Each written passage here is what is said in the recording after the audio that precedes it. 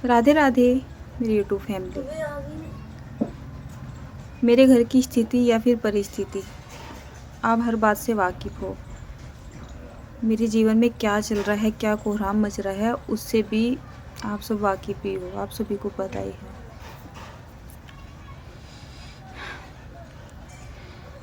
मैं इस स्थिति में नहीं हूँ कि मैं आपके कमेंट्स वगैरह के भी रिप्लाई कर सकूँ। जैसे तैसे कभी कभी मैं मोबाइल खोल के देखती हूँ, आपके कमेंट्स वगैरह पढ़ती हूँ। बहुत आपने मेरे लिए प्रार्थना की है भगवान से, बहुत दुआएं भी आपने दी है, बट मैं किसी के ना जवाब भी नहीं दे सकी। मेरा बिल्कुल भी मन ही नहीं हो रहा है। सबसे पहले मैं आपको बताऊं,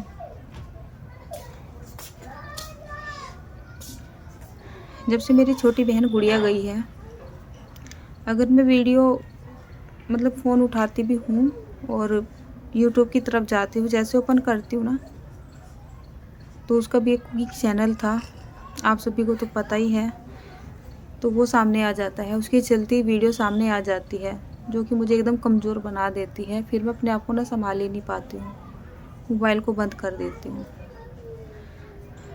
वो तो चल ही रहा था जैसे तैसे करके। गुड़िया छोटी बहन जिसके 3 बच्चे थे छोटे छोटे से, जिनको बुला नहीं पा रही थी। पूरा परिवार, पूरा मोहल्ला, मेरा पूरा गांव सदमे में है। पूरा गांव। बहुत प्यारी थी, बहुत लाडली थी। हम सभी के लाडले हैं, वैसे ऐसी बात नहीं है। मेरे गांव गली में मोहल्ले में बहुत ज़्यादा लाडले हैं, सब बहुत प्यार भी करते हैं। इस दुख की घड़ी में पूरा गांव साथ में खड़ा हुआ है। अब जैसे तैसे करके छोटी बहन का जो भी कुछ था, बहुत कोशिश कर रही थी कि मैं याद ही ना करूँ, याद ही ना करूँ। तो इसी वजह से मोबाइल वगैरह भी नहीं उठाती थी मैं, तो भुलाने की कोशिश कर ही रही थी। तो बड़ी बहन, हम 3 बहनें हैं। एक मुझसे छोटी थी गुड़िया, जो आज श्री जी के चरणों में जा चुकी है। एक मुझसे बड़ी थी बहन, मतलब जो बड़ी बहन थी, जो उनके हस्बैंड थे, यानी कि मेरे जीजा। उनका एक्सीडेंट हुआ।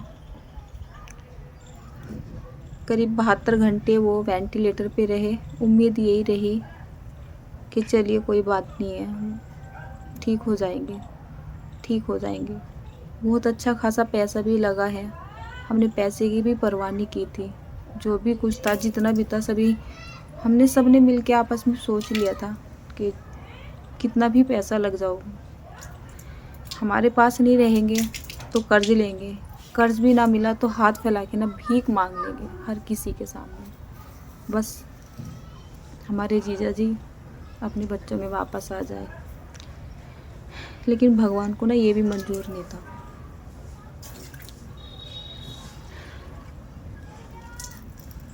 वो भी जा चुके हैं।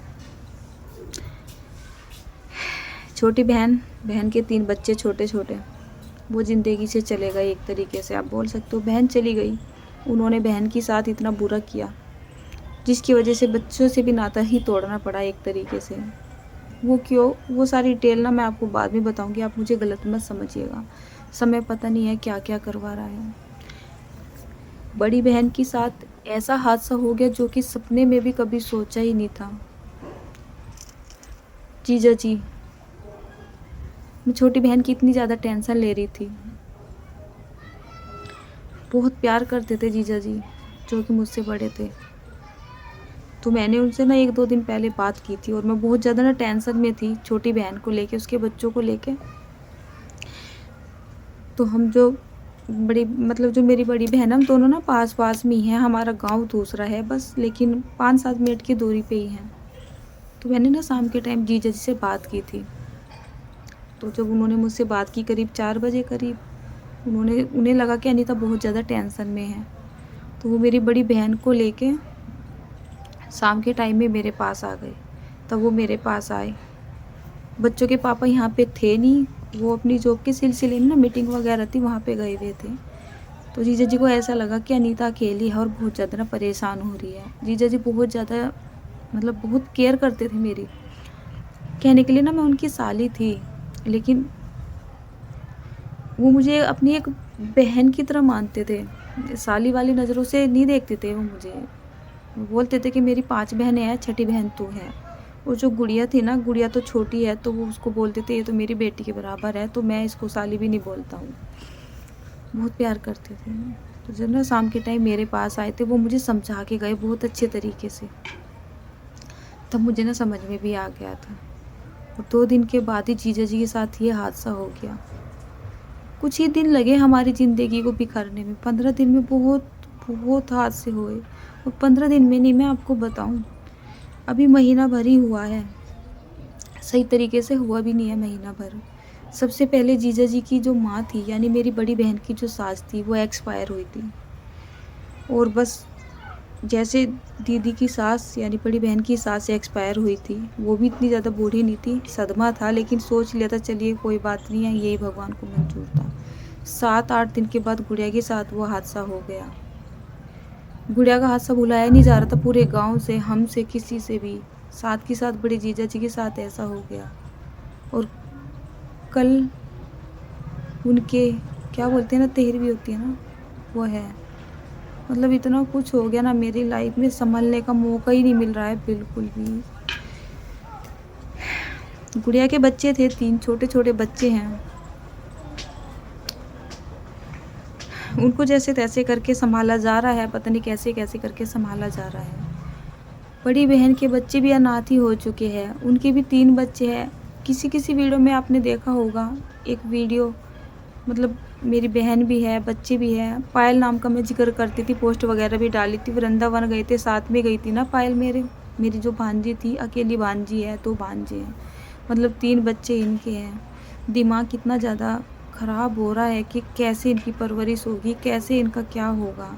सच बताऊं तो बड़ी बहन का तो हिसाब भी कुछ ऐसा है, बिल्कुल मज़दूर है। मज़दूर ही थे जीजा जी भी। 8-10 हज़ार रुपये महीना की कमाई करते थे, कहीं लग जाते थे। वो छूट गया तो उससे भी परेशान ही रहते थे। छोटी बहन खेतों में जाती है, खुरपे दांती उठा के 120 रुपये, 140 रुपये, मुश्किल से 150 रुपये लेके आती है। अब जीजा जी तो रहे नहीं है। आप बताओ, बहन मजदूरी भी करेगी, कोई परमानेंट मजदूरी नहीं है, कभी लग जाती है, कभी लगती नहीं है। सबसे बड़ी बात है क्या होगा। मैं भी पीछे नहीं हट रही हूँ, हम कोई भी पीछे नहीं हटेंगे, ऐसी बात नहीं है कि हम हट जाएंगे पीछे। हमारे ही बच्चे हैं, हम सब कुछ करेंगे उनके लिए। गुड़िया गई थी तो काम करने का बिल्कुल दिल नहीं किया था। जीजा जी भी जा चुके हैं, काम करने का बिल्कुल दिल नहीं कर रहा है। यूट्यूब से मुझे इनकम होती है, मैं कभी मना नहीं करूँगी, लेकिन अब मेरा काम करना इतना मजबूरी बन चुका है कि मन नहीं कर रहा है, हाथ नहीं चल रहे हैं, लेकिन काम करना ही पड़ेगा। कुछ आए थे कमेंट, 1-2 कमेंट आया था मुझे, घर में इतना बड़ा हादसा हो रहा है, लड्डू बना रही है, खाना बनाने की क्या ज़रूरत थी। नहीं, ना मैं लड्डू बना रही हूँ, ना मैं खाना बना रही हूँ। वीडियोज़ मैं केवल इस वजह से डाल रही हूँ क्योंकि मैं वीडियो डालूँगी तो इस पे थोड़ा बहुत रिवेन्यू बनेगा, थोड़े बहुत पैसे आएंगे, जिससे आने वाली ज़िंदगी चल सकेंगी। मेरा ऐसा कोई मकसद नहीं है कि वीडियोज़ मैं अपने लिए डाल रही हूँ या इस कमाई से मैं अपने लिए कुछ करना चाहती हूँ, ऐसा कुछ नहीं है। अब काम करना मेरी मजबूरी बन चुका है, मैं काम नहीं करूँगी तो बच्चों को कौन देखेगा। 2 बच्चे मेरे भी हैं, 3 भांजे भांजी भी हो चुके हैं। ना वे छोटे ही हैं, ना वे बड़े ही हैं। उनकी शादी भी है, उनका खाना भी, पीना भी, पढ़ाई भी, लिखाई भी, सब कुछ है। और ये सारा काम ना हमें सहयोग से करना पड़ेगा। हालांकि जो बहन है ना, बड़ी पैसे नहीं लेगी, लेकिन मैंने ये सोचा नहीं है वो लेगी या नहीं लेगी। मुझे इतना पता है कि उन बच्चों की जिम्मेदारी अब उठाने का टाइम आ चुका है। वो चाहे हाँ करे या ना करे, हमें उठानी है। बच्चों को पढ़ाना है, बच्चों की परवरिश करनी है, बच्चों के सारे काम करने हैं, जो कि सहयोग से होगा, और सहयोग होगा पैसे का। तो पैसे कमाने के लिए मुझे काम भी करना पड़ेगा, और मैंने अब सोच लिया है, अब मैं अपना काम करना शुरू कर दूँगी। बस मेरा ना थोड़ा दिमाग काम नहीं कर रहा है। पता है मुझे ना, मैं व्रत नहीं रखती थी। कुछ भी व्रत आते हैं, शादी के बाद एक करवा चौथ का और एक अहोई का व्रत रखती थी। मजबूरी बोल सकते हो, कुछ भी बोल सकते हो, रखती थी मैं अपनी खुशी से। भगवान जी के नाम के व्रत भी नहीं रखती थी। पता क्यों? क्योंकि मुझे भूख बर्दाश्त नहीं होती है, मैं बिना खाए नहीं रह सकती हूँ, सही बात तो ये है। और अब लगभग में दिन ऐसे कट रहे हैं, कुछ नहीं पता है, महीना भर ही हो चुका है।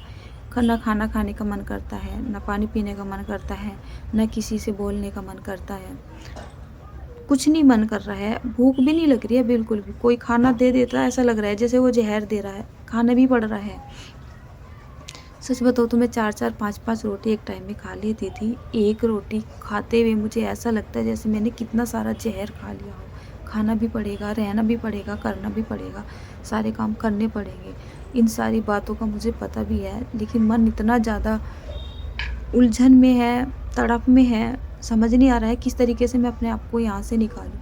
मैं नहीं, मतलब मेरा पूरा परिवार, मैं अपने ऊपर क्यों लूँ ये बात, मेरा पूरा परिवार, मेरे ससुराल में, दीदी की ससुराल में, सभी जगह मतलब पता नहीं क्या ये कोहराम सा मच गया, कुछ समझ में ही नहीं आ रहा ये हमारे साथ चल क्या रहा है।